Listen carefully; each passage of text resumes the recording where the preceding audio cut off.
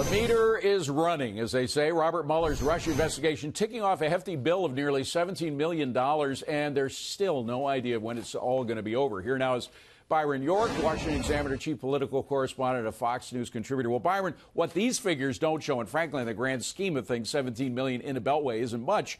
But what they don't show is how much time it's taken away from the executive branch of the government. We elected these guys to do a job. They're distracted from that job by Mueller.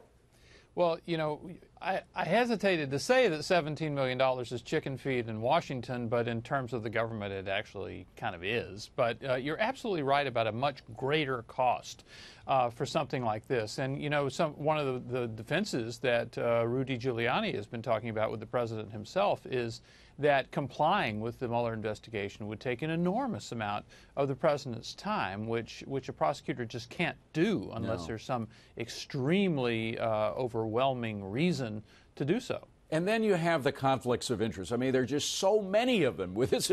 I've seen a lot of investigations going back to Watergate. I still remember that.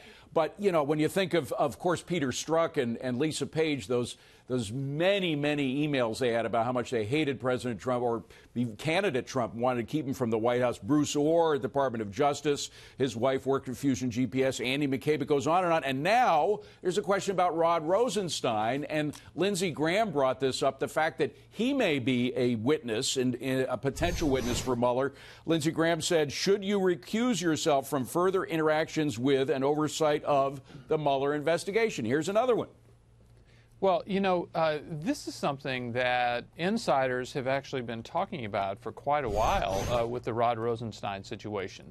If the firing of James Comey is a big part of any case of obstruction against the president, if the firing of James Comey is a big part of that, how could Rod Rosenstein be involved in that, in supervising that at all? I mean, he was up to his neck in the firing of James Comey. Maybe it wasn't his doing, but he was. The president had him write this memo, and so it's unclear how Rosenstein can supervise this investigation and be a key witness in it at the same time. You know, Byron, here's another thing that's unclear, how this whole thing started. Kim Strassel in the Wall Street Journal wrote about that today.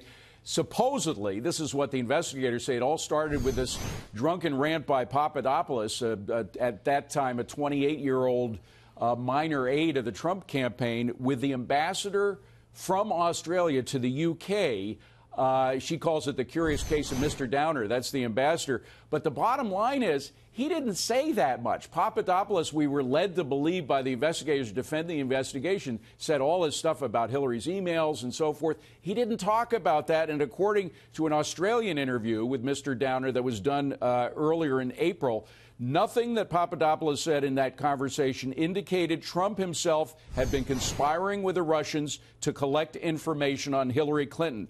So it's fair to ask, was there enough to go on from this one source to create what Mueller has created, this huge investigation? And some investigators on Capitol Hill are asking just that. By the way, that happened prior to Mueller. I mean, this was started, the official start that we hear cited is July 31, 2016. But this interview, Downer has gone back to Australia and is a very, very widely experienced government official in Australia, and given an interview and basically said, by the way, Papadopoulos wasn't drunk. Nobody was drunk here. There was apparently one drink consumed, and that was about it.